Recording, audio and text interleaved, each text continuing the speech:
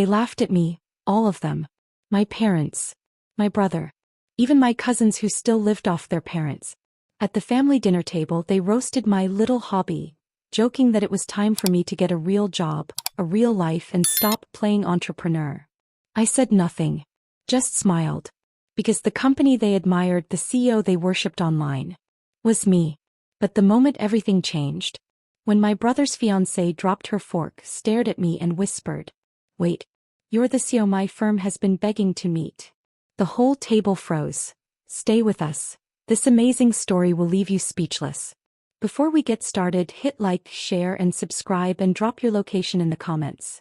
I knew the evening would go badly the moment I stepped through the doorway of my parents' dining room. The smell of roasted chicken and garlic butter filled the air, but the warmth of the food didn't match the cold tension sitting at the table.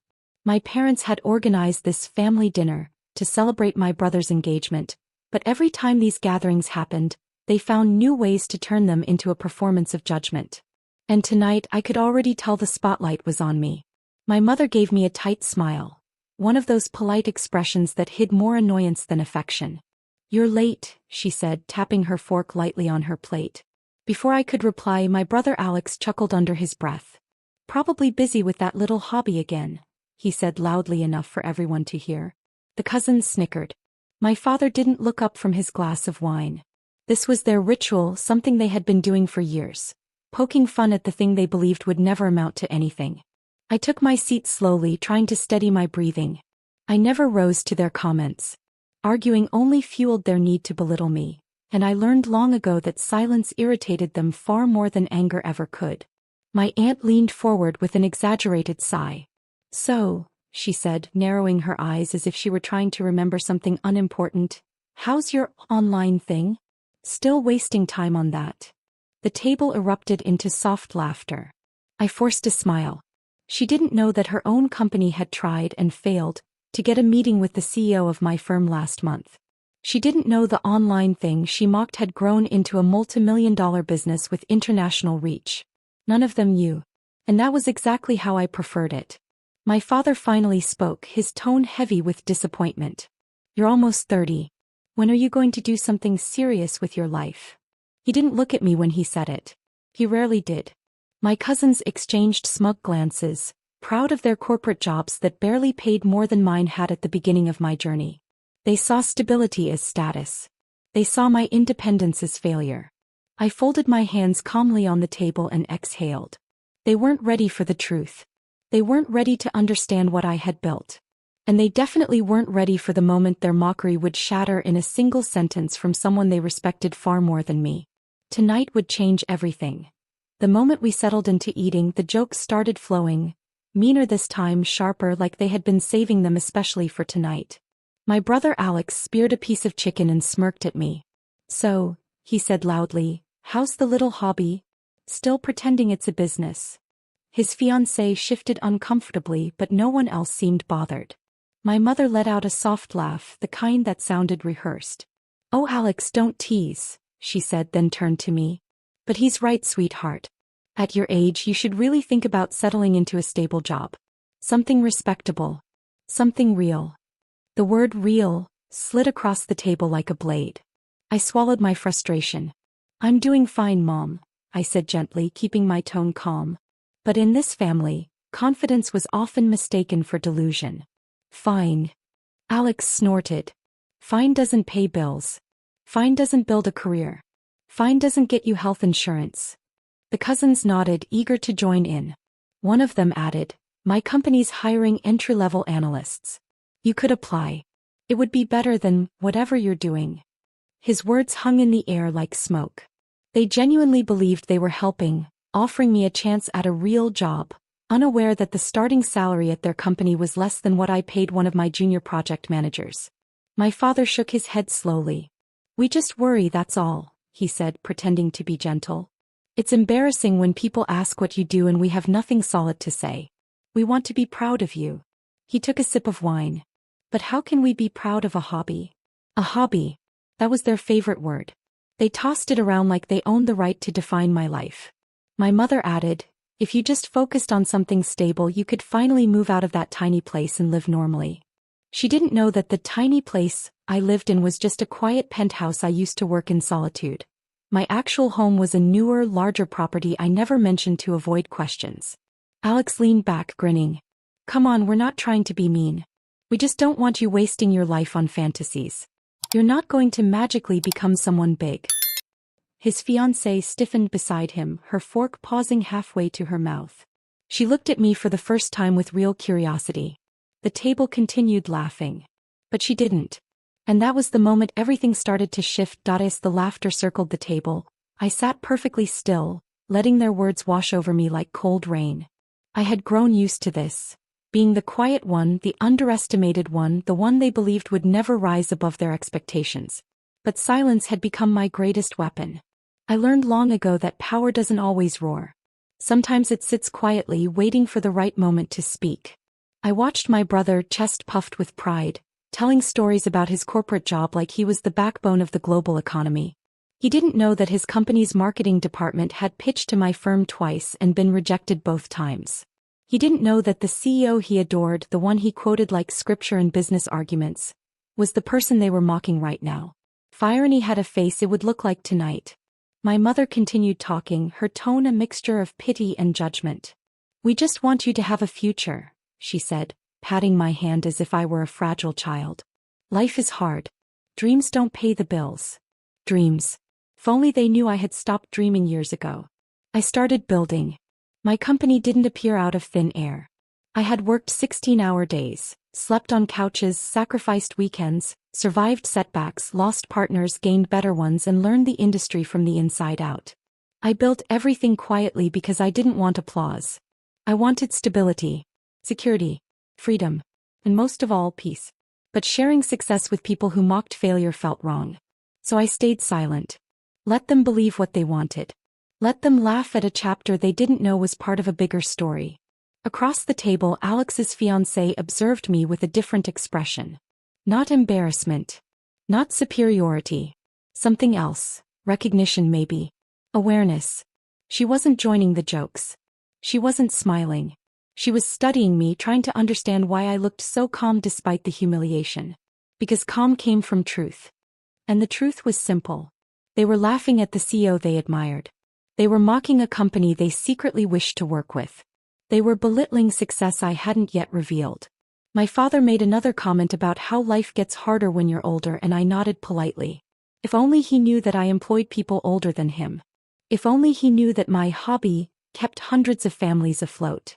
But tonight wasn't about proving anything. Tonight was about letting them talk.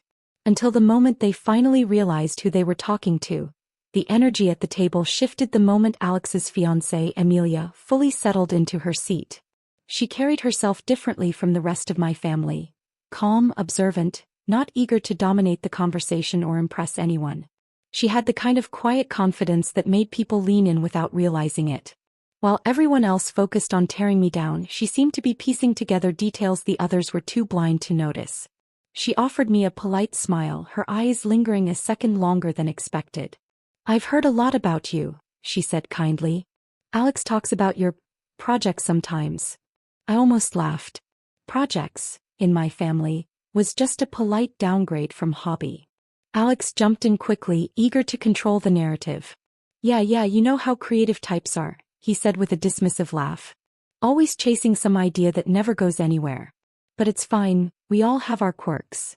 Amelia's eyes flicked toward him, a brief flash of disapproval, but she said nothing. Instead she turned back to me. So what is it exactly that you do? Her voice wasn't mocking. It wasn't curious in a gossipy way. It was genuine, professional even. A question asked by someone used to evaluating people seriously. The table went quiet, waiting for me to stumble, waiting for me to give them another reason to laugh. I work in tech, I said simply, choosing my words carefully. Mostly product development, strategy, and managing teams. It wasn't a lie. It just wasn't the full truth. Amelia's eyebrows lifted slightly. Strategy? That's interesting. My firm works with a lot of tech companies. Maybe I've heard of yours. Alex burst out laughing before I could reply. Trust me, no you haven't, he said. Tiny. Like tiny. We're trying to convince them to get a real job before it's too late. My mother nodded vigorously. We've been telling them for years. Stability is important. Not everyone can be like your company's CEO. What was his name again? The one you admire so much. Amelia's posture straightened. Adrian Hale, she said softly, almost reverently. He's brilliant. Our executives talk about him all the time. My heart thumped once, slow, heavy. That name was never spoken casually in my world. It was mine. Amelia noticed the flicker in my expression. Her eyes narrowed, thoughtful, curious. She didn't say anything else, but something in her gaze changed. She stopped looking at me like a disappointment, and started looking at me like a puzzle, one she suddenly needed to solve. The conversation drifted, but the shift in Amelia's eyes stayed with me. She wasn't mocking anymore. She wasn't judging. She was analyzing, quietly, deeply, like someone who had just noticed a detail the rest of the room was too noisy to see. My father cleared his throat, eager to steer the discussion back to something he enjoyed. Comparisons. You know, he said, raising his glass, I saw that interview with that young what's his name? The one everyone praises these days. Smart man. Built something real. Adrian Hale, Amelia said immediately. Her tone carried admiration the way others carried envy. His leadership style is incredible. His company's approach to innovation has changed the entire industry. Alex jumped in, desperate to impress her. Oh yeah, I follow him too. He's a beast. Total genius. The kind of guy who actually makes it big. He shot me a glance. Unlike some people who think passion equals success. My cousins laughed. My mother chimed in. My father nodded proudly. But Amelia didn't laugh. He kept watching me. She leaned forward slightly. The company he built, it's remarkable. My firm has been trying to schedule a meeting with him for months. They say he's impossible to get in touch with. Behind her calm voice there was something sharper, professional respect. Maybe even awe. Alex puffed his chest. If I met him I'd ask him how he started. What I wouldn't give to learn from a guy like that. He did everything right. Focused on real business, took risks smartly and didn't waste years on silly hobbies. He stared directly at me when he said, silly hobbies. Louder this time. Intentionally. The table erupted again. But Amelia didn't join them. She was staring at me with an expression I hadn't seen from anyone in my family in years. Recognition. She tilted her head. It's funny, she said quietly, almost to herself. You carry yourself a lot like him. Silence slammed onto the table. My mother blinked. Like who? Adrian Hale. Amelia repeated. My heart skipped. My fingers tightened around my napkin. Alex burst into laughter so loud it echoed off the walls. My sibling? Acting like a CEO? Please. They barely know how to pay bills on time. Amelia didn't laugh. She didn't even smile. Instead, she studied my face carefully, her eyes narrowing with curiosity, intelligence, and sudden suspicion. It was the first moment someone at that table saw me for who I truly was. Or at least sensed that they didn't know me at all. The laughter around the table was fading into background noise, but Amelia's eyes never left me. It was as if she was slowly layering details in her mind. My calmness, my silence, the confidence I didn't flaunt, the way I didn't react to their mockery. She was seeing things the others refused to see. She set down her glass gently and leaned forward. You all saw that viral interview he did last month, right? She asked, scanning the table. The one where he talked about building a company from nothing? About working nights, sleeping in his office, and refusing investors who didn't believe in his vision. My cousins nodded enthusiastically. My mother clapped her hands lightly. Oh yes, that one. Such an inspiring young man. My father raised a brow. Sharp mind, good values. Someone to look up to. Alex chuckled. Yeah, if only some people had that kind of drive. Another jab. Predictable. Exhausting. But Amelia continued undisturbed. That interview changed the culture at my firm, she said. Everyone loved his honesty. His humility. He talked about how he stayed quiet in his early years because nobody took him seriously. How he used that as motivation. She glanced at me again. Something about that really stood out. Heat crawled up the back of my neck. Not embarrassment but recognition. That interview was the closest I had ever come to telling my story publicly. The company's media team insisted on it. They said people needed to see the person behind the brand. I had hesitated for weeks. But when it went live, it exploded. Millions of views. Thousands of shares. Headlines. Articles. Reaction videos. Even my own employees sent messages thanking me for speaking openly about struggle and resilience. But my family, of course, didn't connect the dots. They praised the CEO to the skies without realizing the person in that video was the same one they dismissed at every dinner. Amelia kept studying my expression. "He mentioned something interesting," she said softly. "He said he stayed private because the people closest to him didn't believe in him." The table went silent again. I felt the air tighten, like a string pulled too hard. Alex frowned. "Well, that's stupid," he muttered. "If I had someone like that in my family, I'd be bragging to everyone." My jaw clenched. My mother waved her hand dismissively. "Those types of stories are always dramatized. Real people don't go through things like that." Amelia's eyes flickered. She wasn't convinced. She watched me with a certainty I could almost feel, like she had just discovered a missing puzzle piece. Something in her gaze told me a truth my family had been blind to for years. She saw me. And the others were about to. The moment Amelia stopped talking, the table filled with a strange silence, one that carried tension, curiosity, and something close to discomfort. But my family, being exactly who they were, didn't let the moment breathe for long. They rushed to fill the silence with the one thing they were good at: underestimating me. Alex leaned back in his chair and stretched, cracking his knuckles like a performer preparing for another act. "Anyway," he said loudly, "enough about successful people. Let's get back to reality." He pointed his fork at me. "Have you thought about applying for that assistant job Dad mentioned? It's simple work. You could handle that." My mother nodded eagerly. "Yes, sweetheart. Something stable. Even part-time. Anything is better than being stuck in that room of yours, tinkering with ideas that go nowhere." Her voice trembled slightly, not from cruelty, but from years of disappointment she believed she had earned. She thought she had failed raising me because I didn't fit the mold she respected. She didn't realize I had broken that mold completely. My father sighed dramatically and placed his napkin on his lap. "We just don't want you to waste your life," he said. "You're almost 30. When will you join the real world?" He didn't notice the way Amelia's jaw tightened at the phrase real world. My cousin Sarah added, "My company's internship program is still open. You might be older than the other interns, but maybe they'll make an exception." Internship. At 29. As a favor. The table chuckled. Alex smirked proudly, like he had delivered the punchline of the night. "I mean, hobbies are fun, but come on.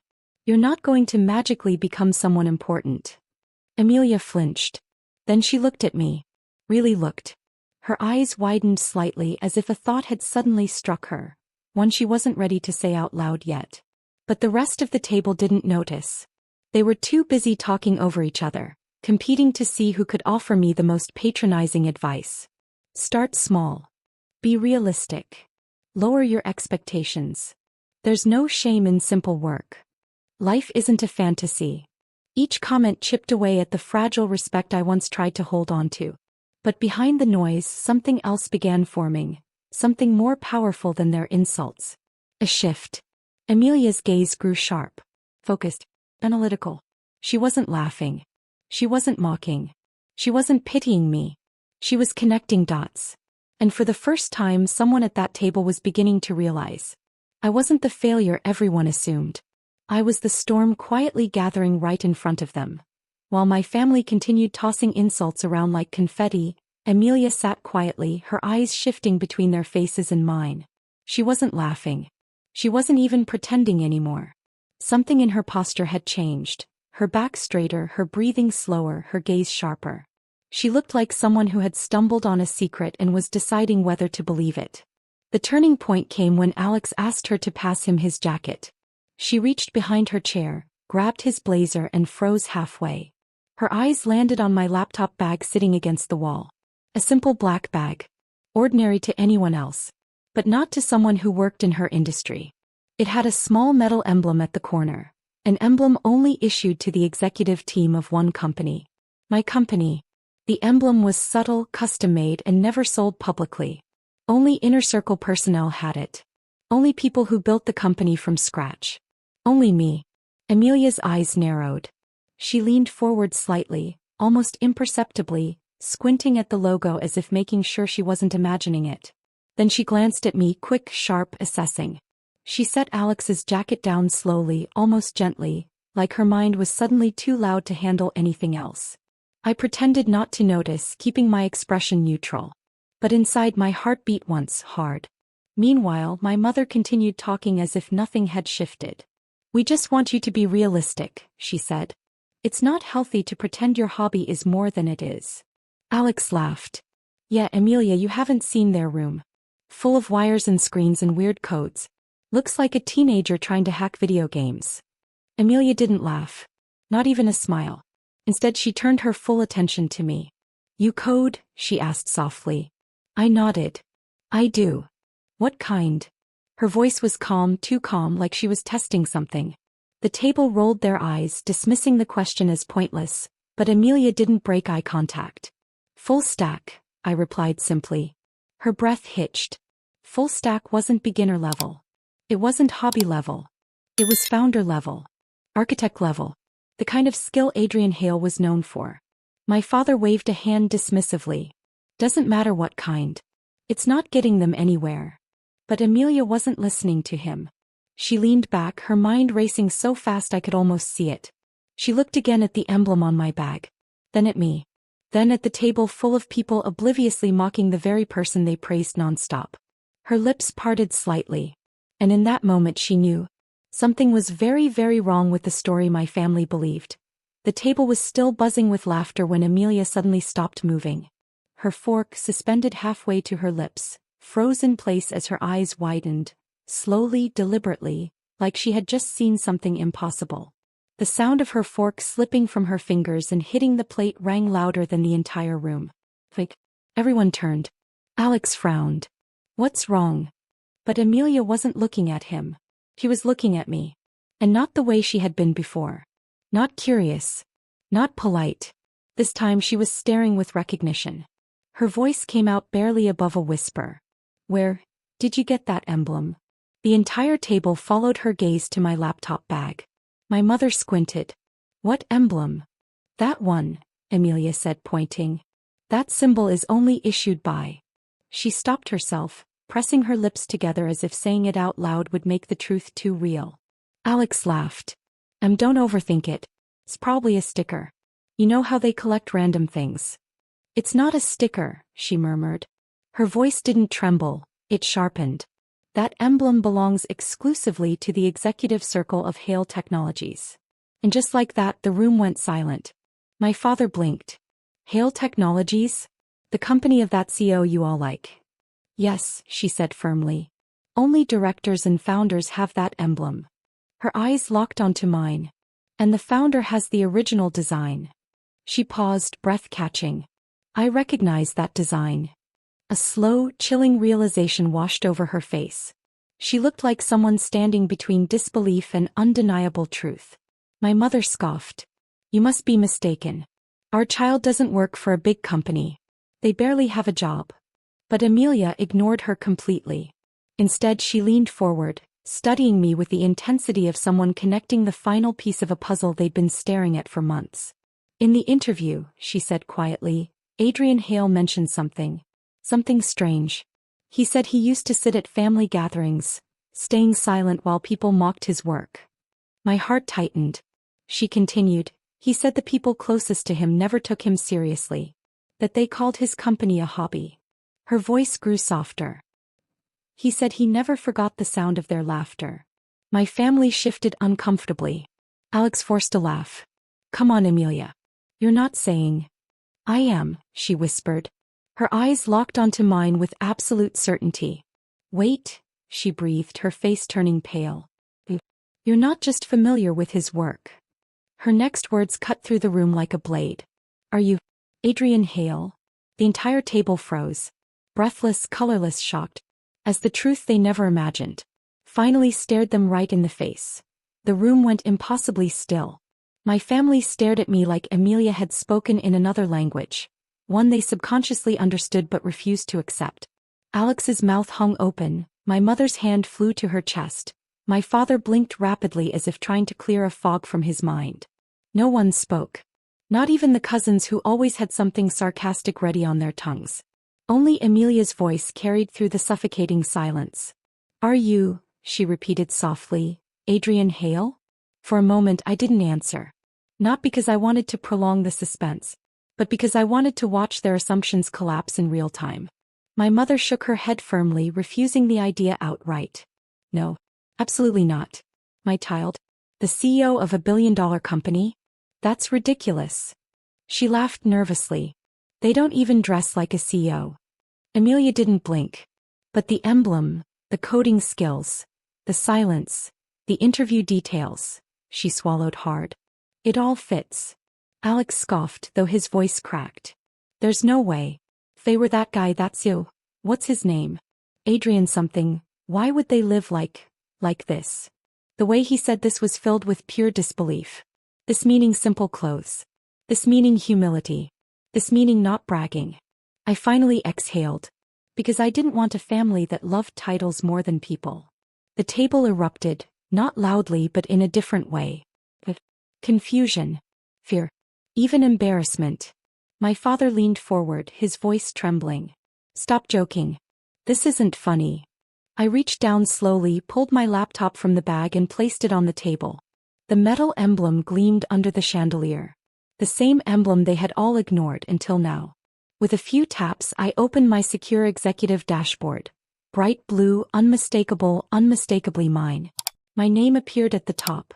Adrian Hale, founder and chief executive officer. Hale Technologies. My mother gasped so loud it echoed. One cousin dropped their glass. Alex shot to his feet. "No," he said, shaking his head. "This can't be real. You're lying. This is fake. It has to be fake." Amelia stood slowly, walked behind me and looked at the screen over my shoulder. Her voice came out steady. "This is real." He turned to Alex. "I've seen this dashboard in investor meetings. I know the interface. Only senior leadership has access." Silence swallowed the room again. My father slumped back in his chair, suddenly pale. "All this time," he whispered, "you built that." My mother's eyes filled with tears, not from pride but from the weight of her misjudgment. "Why didn't you tell us?" I met her gaze calmly. "Because you never asked who I really was. Only what you wanted me to be." Alex looked like his world had shattered. "You mean to tell me," he said slowly, "that we mocked the very person we've been trying to meet for months?" I didn't smile. I didn't gloat. I simply closed the laptop and said, "You mocked me because you never looked past your own expectations. And tonight, you finally saw me." The silence that followed the reveal wasn't peaceful. It was thick, choking, desperate, like the whole room was struggling to breathe at the same time.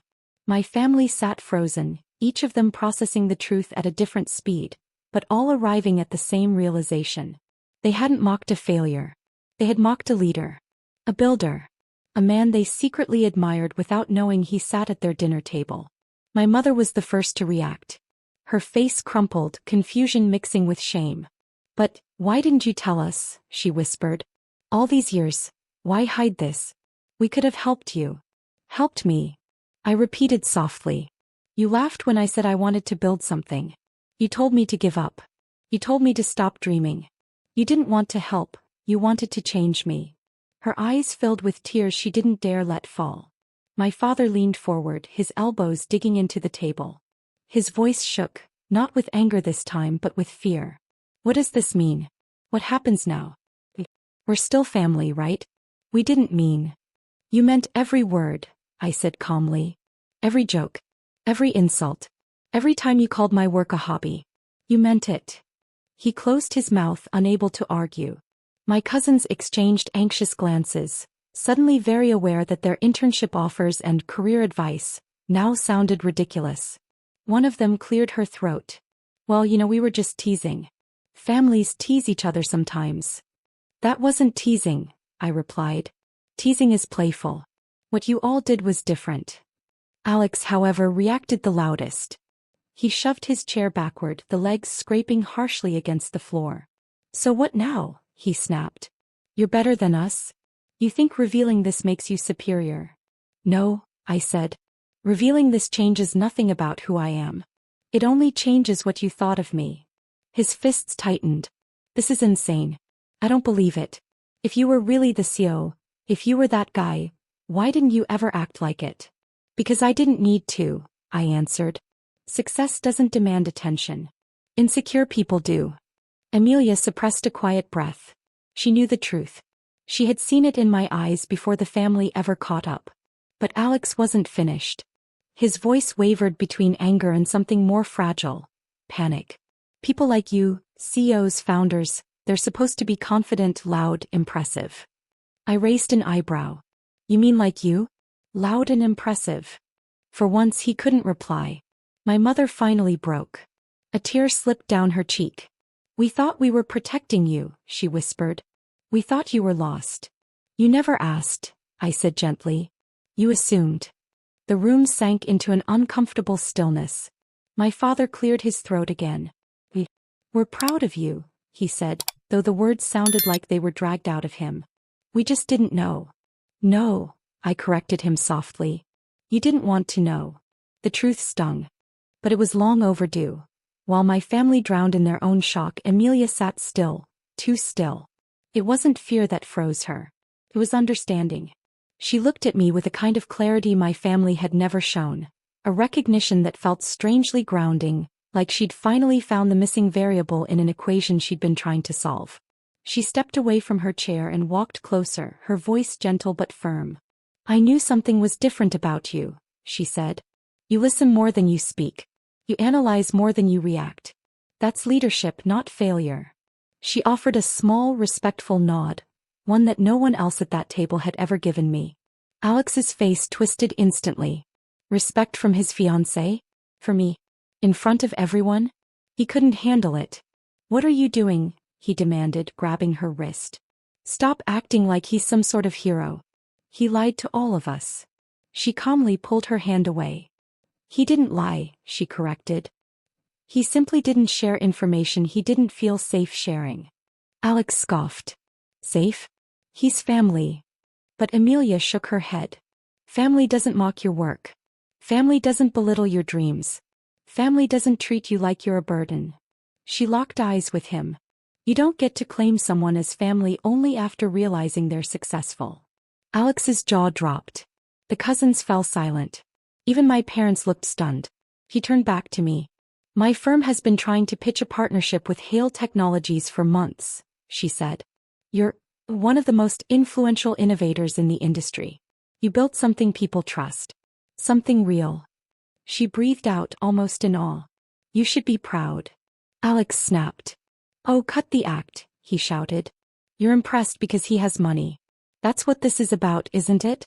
You think he's better now because he's rich. No, she replied instantly. I think he's better because he's resilient. Because he built something from nothing.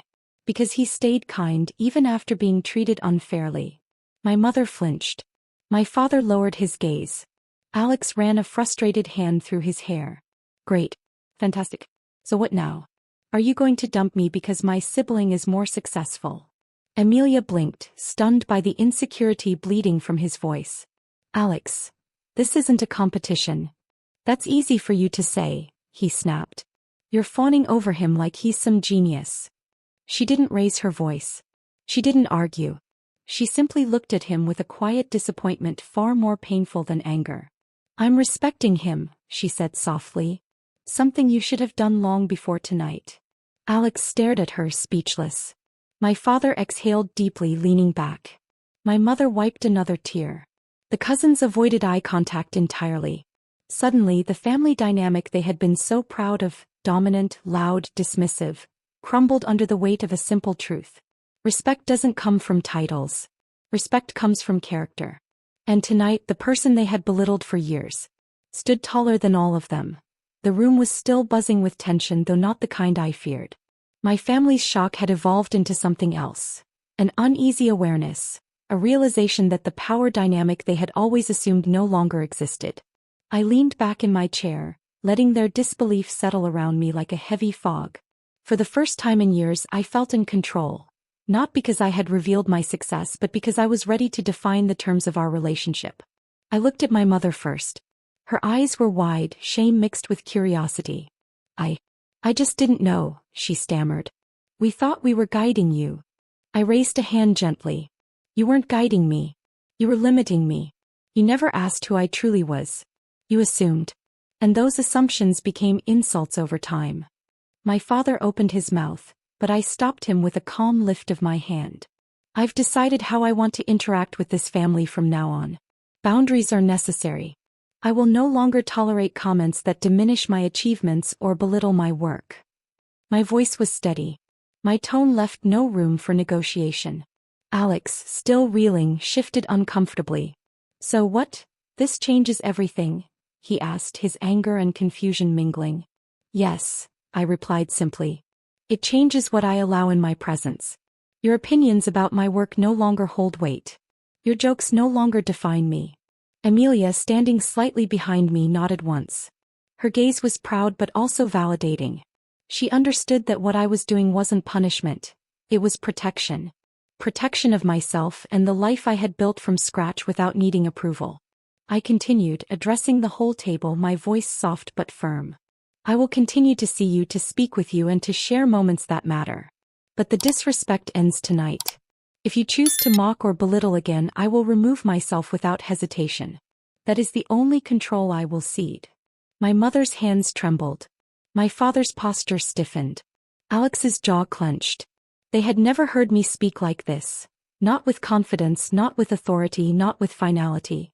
Silence followed my words, stretching across the table. And in that silence I realized something crucial. The control I had always thought others held over me, approval, praise, validation, was never theirs to give. It was mine to claim. Finally I smiled faintly. I'm still your family. I still care. But I will no longer allow my life to be defined by your perception of me. The words felt liberating as they left my lips.